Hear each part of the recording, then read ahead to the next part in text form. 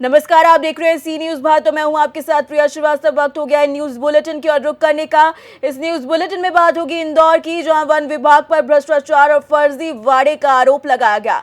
और रामपुर में बताएंगे कैसे हमसफर रिजॉर्ट पर चला प्रशासन का बुलडोजर, और उत्तराखंड में भूस्खलन की वजह से बंद हुए यातायात की खबर भी बताएंगे। ऐसी तमाम खबरों पर डालेंगे नजर इस न्यूज बुलेटिन में। खबर हरदोई से, जहां कोतवाली देहात के मोहलिया शिवपार पोखरी रोड पर अनियंत्रित कार वैगनआर ट्रैक्टर ट्रॉली के पीछे से टकरा गए, जिसमें 2 लोग गंभीर रूप से घायल हो गए। घायलों को जिला अस्पताल में भर्ती कराया गया है। हरदोई से सी न्यूज संवाददाता रवि गुप्ता की रिपोर्ट। खबर इंदौर से है, जहां पर मध्य प्रदेश कांग्रेस कमेटी के प्रदेश प्रवक्ता एडवोकेट प्रमोद कुमार द्विवेदी ने मध्य प्रदेश के वन विभाग पर भ्रष्टाचार और फर्जी काम करने का आरोप लगाया है। उन्होंने सवाल उठाया कि वन विभाग वनों की रखवाली करता है, अमला है, तो फिर बड़े पैमाने पर वृक्ष कैसे कट रहे हैं? वन्य जीवों पर संकट क्यों मंडरा रहा है? तेंदुओं के शिकार कैसे हो रहे हैं? तेंदुआ शहर और गांवों की तरफ कैसे आ रहे हैं? इंदौर में तो गजब हो रहा है। पल्लर नगर में निर्माणाधीन मकान में तेंदुआ आ बैठा, कैसे आया, कहां से आया? जांच रिपोर्ट आज तक नहीं मिली। देश में एक पेड़ मां के नाम की मुहिम चल रही है और मध्य प्रदेश में एक पेड़ घोटाले के नाम, इंदौर में भी एक पेड़ घोटाले के नाम। मेरा स्पष्ट आरोप प्रशासनिक मिशनरी पर है, उसमें वन मंडल पे है। बिजासन माता मंदिर के सामने बिजासन रमणा क्षेत्र है, जिसमें 14 हेक्टेयर क्षेत्र में वन विभाग ने पौधारोपण कर रखा है, वृक्षारोपण कर रखा है। उसी स्थान पर वन विभाग 1 लाख पौधे रोपने का लक्ष्य तय कर रहा है। अभी तक 10,000 गड्ढे खुदवा करके उनका कहना है कि 10,000 गड्ढे खुदवा करके हमने बच्चों से पौधे रुकवा दिए, और एक ही गड्ढे में 5-5 पौधे भी रोप दिए गए।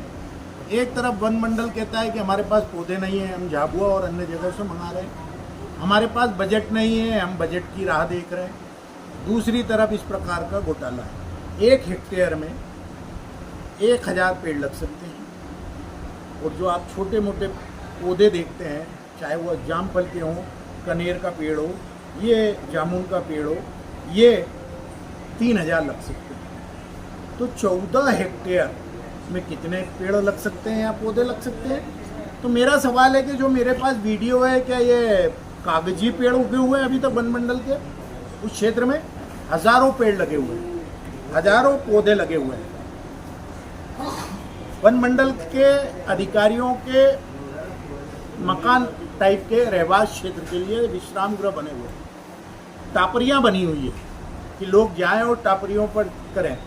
चौकीदारों के घर हैं जिसे एयरपोर्ट ने ढक दिया है पत्थरों से, स्कूल है।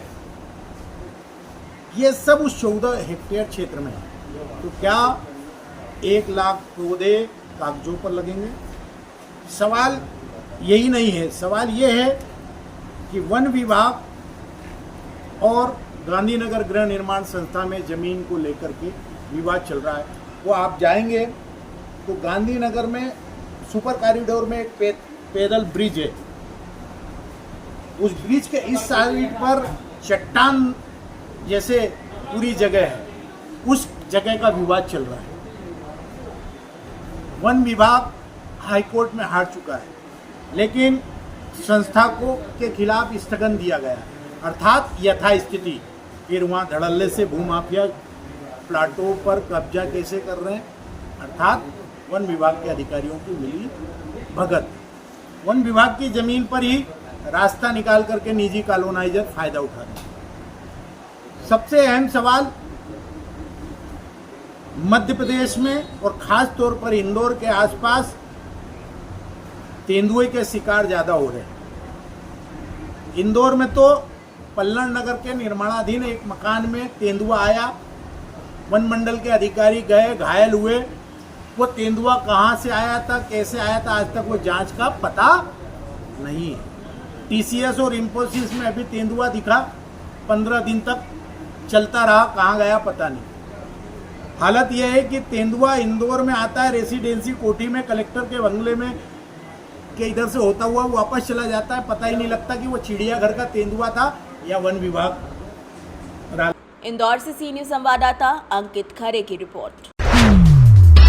खबर ललितपुर से, जो हाट बाजार की उड़ी धज्जियां। जल मिशन सुरक्षा गंगे के द्वारा हाट बाजार में मिट्टी डाली गई, जिसमें हाट बाजार के व्यापारियों को बैठना मुश्किल हो रहा है। हरी भरी सब्जी की महंगाई से किसानों की जेब से पैसा खाली हो गया है, जिसमें 80 किलो रुपए टमाटर, जिसमें गरीब लोगों को टमाटर लेने की हिम्मत नहीं हो रही है। राज्य सरकार और केंद्र सरकार महंगाई पर कब लगाम लगाएगी? महंगाई से कब किसानों को राहत मिलेगी? हाट बाजार की बैठने की व्यवस्था कब होगी? ये बड़े सवाल हैं। ललितपुर से सी न्यूज संवाददाता कोमल बरार की रिपोर्ट। खबर रामपुर से, जो 9 जुलाई को आजम खान के परिवार के स्वामित्व वाले हमसफर रिजॉर्ट पर प्रशासन ने बुलडोजर चला दिया था। आरोप है कि आजम खान ने हमसफर रिजॉर्ट परिसर में खाद के गड्ढों की ग्राम समाज की सरकारी भूमि पर कब्जा कर रिजॉर्ट में शामिल कर लिया था। इसी को लेकर रामपुर के एसडीएम सदर कोर्ट में वाद लंबित है, जिसमें आजम खान की पत्नी डॉक्टर ताजिम फातिमा पेश हुई और उन्होंने अपनी जिरह की। मैडम आज कोर्ट आई हैं, किस मामले में, क्या मामला है? साइन हम सफर रिजॉर्ट के मुताबिक मामला था, उससे बयान हो गए। किस चीज़ का बयान था मैडम और क्या रहा? हम सफर रिजॉर्ट के मामले में ही बयान था। तो बयान दर्ज हो गए? हाँ जी। तो फिर अब अगली तारीख क्या दी? मुझे इतना याद नहीं। अच्छा, और लोगों को कोर्ट से राहत मिल रही है, आजम खान के परिवार को या आजम खान को क्यों अभी तक राहत नहीं मिली, क्या कहना है? देखिए, इस बारे में मुझे कुछ नहीं कहना। अभी जयप्रदा, हाल ही में जयप्रदा को आचार संहिता मामले में अदालत ने बरी करा है, और भी लोग थे, मगर आजम खान या उनके परिवार को अभी राहत नहीं मिल रही, इसको कुछ ले कहेंगे? हमें जब राहत मिलेगी, जब अल्लाह ताला चाहेगा, जब अल्लाह ताला की मर्जी होगी, अल्लाह का हुक्म की। तंजीन फातिमा जी से आज जो है एसडीएम कोर्ट में जिरह होनी थी, और वो जिरह में माननीय न्यायालय में उपस्थित हुई थी। क्या जिरह हुई, क्या मामला क्या था? इसमें दरअसल ये था कि हमसफर रिसोर्ट में कुछ सरकारी ज़मीन जो थी वो कब्जा कर लिया गया था सरकारी ज़मीनों पे, और इसमें प्रशासन ने जांच कराई थी, और जांच में जो जांच रिपोर्ट आई उसमें ये पाया गया था कि गाटा संख्या 164 जो कि राजस्व रिकॉर्ड में खाद के गड्ढों के रूप में दर्ज थी, और गाटा संख्या 165 और 166 जो नॉन जेडे रास्तों के रूप में दर्ज थी, उन पर इनलीगल इंक्रोच जो था वो हमसफर रिसोर्ट का पाया गया था। और इसके आधार पर 2 मुकदमे पृथक पृथक दर्ज हुए थे। जो खाद के गड्ढे थे उनकी कार्रवाई धारा 67 राजस्व संहिता के अंतर्गत जो है तहसीलदार न्यायालय में की गई थी। और इसके अलावा गाटा संख्या 165 और 166 जो नॉन जेडे रास्ते के रूप में दर्ज थे, उनकी कार्रवाई यहाँ पीपी एक्ट में एसडीएम सदर की कोर्ट में चल रही है। और उसके संबंध में चूंकि ये जो हमसफर रिसोर्ट है ये अब्दुल्ला आजम खां, तंजीन फातिमा और अदीब आजम खां की लैंड पर निर्मित है, और इसीलिए पीपी एक्ट के तहत इन तीनों लोगों को नोटिस भेजे गए थे, जिसमें as a proprietor Tanzeen Fatima ji appear हुई थी, और उन्होंने अपनी आपत्ति दाखिल की थी, साक्ष्य में शपथ पत्र दाखिल किया था, और उसमें आज उनसे जिरह हुई।